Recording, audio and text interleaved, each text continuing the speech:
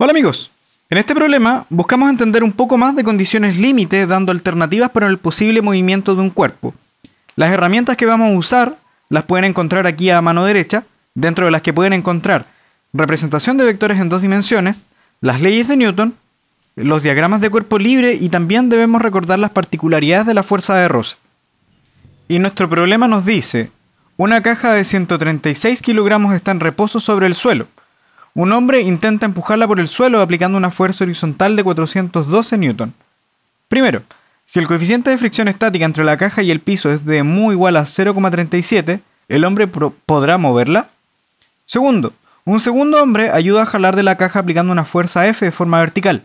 ¿Cuál es la fuerza F mínima necesaria para que la caja pueda moverse? Y tercero, si el segundo hombre aplica la fuerza de forma horizontal en lugar de vertical, ¿cuál será ahora el valor de esta fuerza que hará que la caja se mueva? En primer lugar, vamos a chequear los datos que se nos entregan, en donde podemos ver la masa de la caja, donde nos dicen que esa masa es de 136 kilogramos. También nos dicen que este hombre aplica una fuerza F de magnitud 412 newton. Y también nos dan el coeficiente de fricción estática que hay entre la caja y el suelo, y esto es de 0,37. Entonces, usando estos datos, vamos a hacer el análisis correspondiente para cada parte. Para tener una idea de lo que está pasando, aquí tenemos una caja que está en una superficie horizontal que es rugosa. Esta caja es empujada hacia la derecha por una fuerza de 412 newton. Y entonces, si nosotros representamos esto en nuestro diagrama de cuerpo libre, tendríamos la fuerza F aplicada por la persona, que sabemos que es de 412 newton. Perdón, aquí nos quedaría así. También, como la superficie es rugosa, va a haber una fuerza de roce que se va a oponer al movimiento, que en este caso va a ser hacia la izquierda. Como están en contacto con una superficie, va a sentir una fuerza normal, que va a ser hacia arriba, y también debido a que tiene una masa, vamos a tener que existe una fuerza a peso. Lo que nosotros sabemos es que la fuerza de roce depende de la fuerza aplicada y depende del régimen en el que está. En este caso, este cuerpo está en reposo con respecto al suelo, y entonces esta fuerza de roce es variable hasta que tenga un límite máximo. Vamos a calcular cuál es el máximo límite de la fuerza de roce y vamos a ver ahí si se va a mover o no. ¿Cómo sabemos si se mueve? En primer lugar, si nosotros hacemos la representación de estos vectores, vamos a encontrar que la normal es hacia arriba, nos quedaría normal igual a normal J. La fuerza va a ser hacia la derecha, de modo que esto va a ser F por I unitario. La fuerza de roce va a ir hacia la izquierda, sería menos F por fuerza de roce por I unitario. Y el peso sabemos que es hacia abajo, así que sería menos peso por J unitario. Ahora, ¿qué es lo que nosotros queremos hacer? Ver cuál ley de Newton debemos aplicar. Y en particular, nosotros estamos en el caso límite en que el cuerpo está por acelerar. Y entonces vamos a usar la segunda ley de Newton, en donde nosotros sabemos que la sumatoria de las fuerzas es igual a la masa por aceleración. Si nosotros sumamos nuestros vectores, tendríamos por aquí que la normal más la fuerza F más la fuerza de roce y más el peso, todos deben ser igual a masa por aceleración. Y entonces nos quedaría acá normal J más la fuerza que es F por I unitario, menos la fuerza de roce que es menos fuerza de roce por unitario, menos el peso por J unitario, y esto debe ser igual a masa por aceleración, que nosotros vamos a suponer que el cuerpo está acelerando hacia la derecha. Y aquí se desprenden dos ecuaciones. Una que tiene que ver con el eje X, todo lo que acompaña al I unitario, nos quedaría fuerza menos la fuerza de roce igual a masa por aceleración. Y la segunda ecuación que tiene que ver con J, que si nos damos cuenta solamente hay dos términos, que serían normal menos el peso igual a 0. Y entonces de aquí vamos a partir a ver este análisis. ¿Qué es lo que debe pasar entonces para que el cuerpo acelere? Básicamente lo que debemos encontrar es que la fuerza debe ser mayor a la fuerza de roce máxima. Entonces nos vamos a poner en esta condición. Si la fuerza es mayor a la fuerza de roce máxima, entonces vamos a saber que el cuerpo acelera. De lo contrario, vamos a ver que el cuerpo simplemente no se va a mover, dado que siempre en un rango menor la fuerza de roce va a lograr equilibrar a la fuerza F aplicada. Entonces, si pensamos cuál es la situación correspondiente, vamos a ver que la fuerza de roce va a ser el factor importante, porque nosotros sabemos que la fuerza de roce es el coeficiente de roce por la magnitud de la normal. Resulta que de la segunda ecuación, podemos encontrar la normal porque conocemos la fuerza peso. De hecho, si despejamos de aquí, tenemos que la normal es igual al peso, y como nosotros sabemos que la masa es de 136 kilogramos y que la aceleración de gravedad la aproximamos por 10, esto va a ser aproximadamente 1360 newton. Y entonces si reemplazamos acá, ya que conocemos el coeficiente de roce que es de 0,37, sería 0,37 por 1360 newton, que es el valor de la fuerza normal. Y aquí encontramos que la fuerza de roce máxima, le vamos a poner acá una M, porque sabemos que ese es el máximo valor que puede tomar, y es aproximadamente 503,2 newton. Y de aquí entonces inmediatamente podemos encontrar el resultado, porque dijimos que si la fuerza F es mayor que la fuerza de roce máxima, que es 503,2, entonces el cuerpo va a acelerar.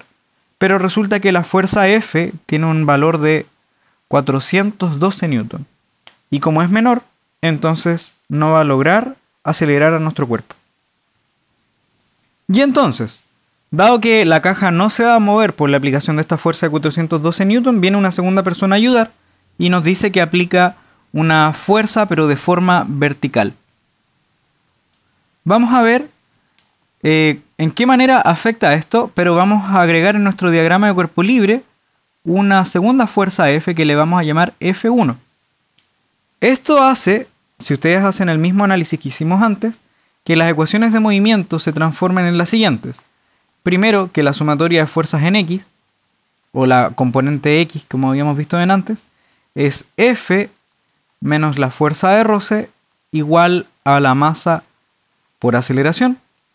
Y la sumatoria de fuerzas en Y ahora tiene la fuerza normal, que tiene un nuevo valor, así que le voy a cambiar a normal 1, más esta fuerza 1 que es aplicada por la segunda persona, menos el peso igual a 0.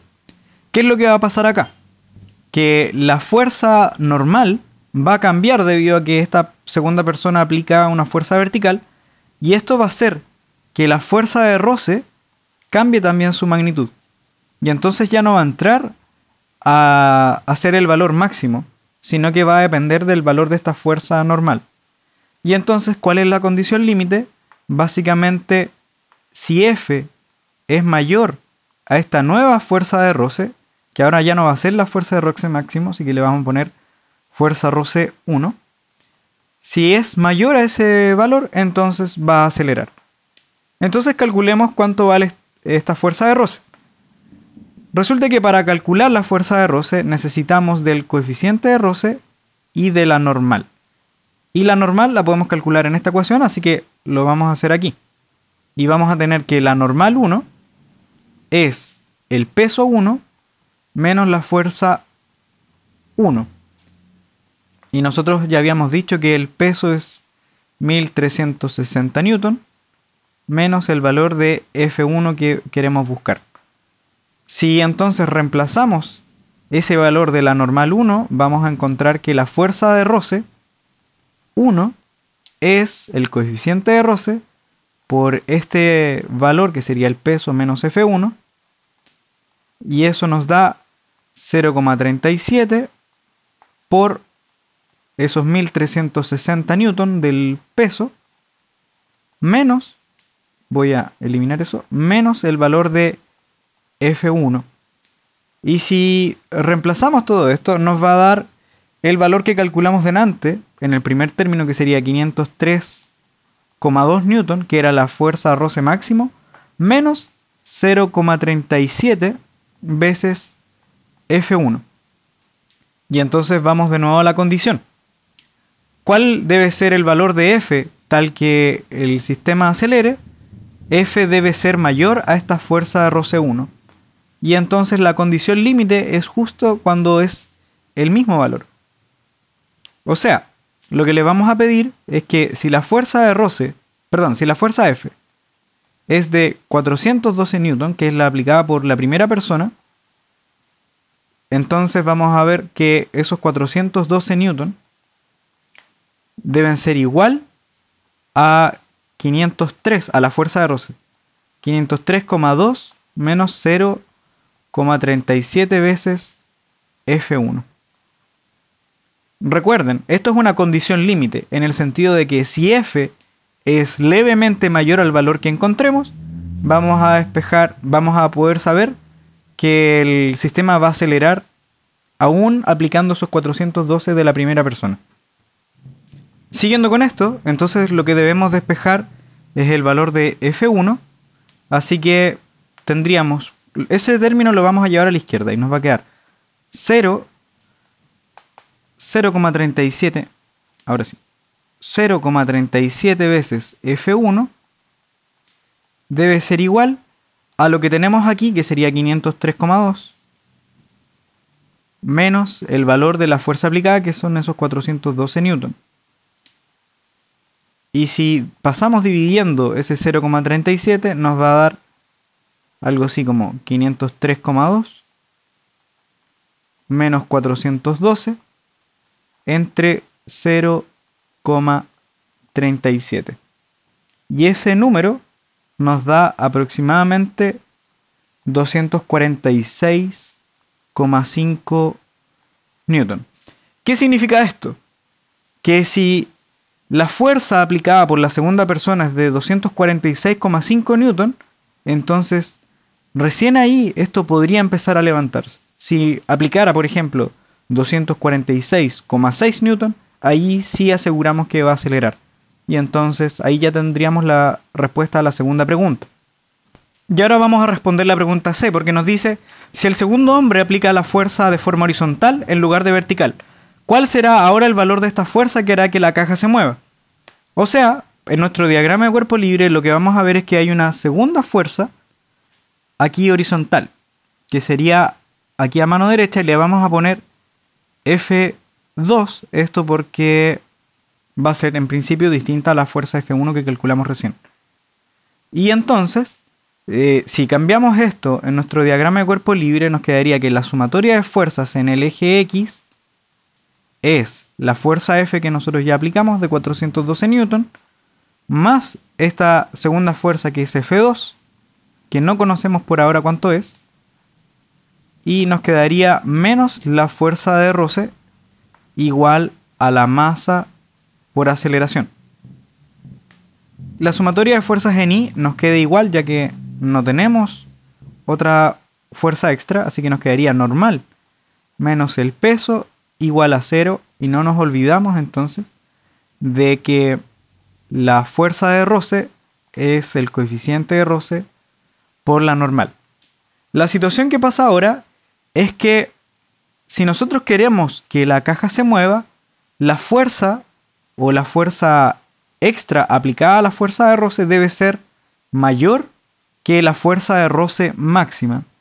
O sea, si nosotros ponemos aquí el valor de la fuerza de roce máximo que nosotros ya calculamos, que era de 503,2 newton, 503,2 newton, entonces si la fuerza extra aplicada es mayor a esos 503,2 newton, vamos a asegurar de que la fuerza, o sea, de que el cuerpo va a acelerar.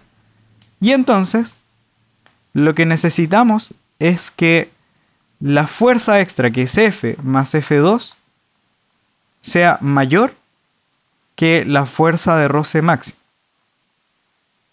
Pero resulta que la fuerza F, nosotros ya sabemos que son esos 412 newton aplicados por la primera persona.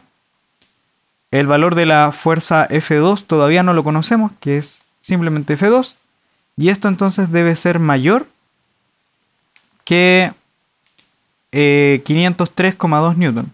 O sea, 503,2 newton. Y aquí rápidamente podemos despejar y nos damos cuenta de que si F2 es mayor que 503,2 newton menos la fuerza F, 412 newton, entonces este valor nos da algo así como 91,2 newton. O sea, lo que podemos decir de esto es que si la fuerza F2 es 91,2 newton, entonces el sistema aún va a estar en reposo porque va a estar justo en el límite máximo, pero si es levemente mayor, o sea, 91,3 newton, entonces aseguramos nuevamente que el sistema va a acelerar. Y bueno chicos, espero que esta solución les haya sido de ayuda. Cualquier cosa me pueden escribir y también no me quiero ir sin dejar algún problema asociado a lo que hicimos recién. Y la pregunta es, si el coeficiente de roce cinético es de 0,2, ¿qué aceleración tendrá la caja si la última fuerza F2 tiene una magnitud de 100 newton? Eso chicos, nos estamos viendo y chau chau chau chau chau.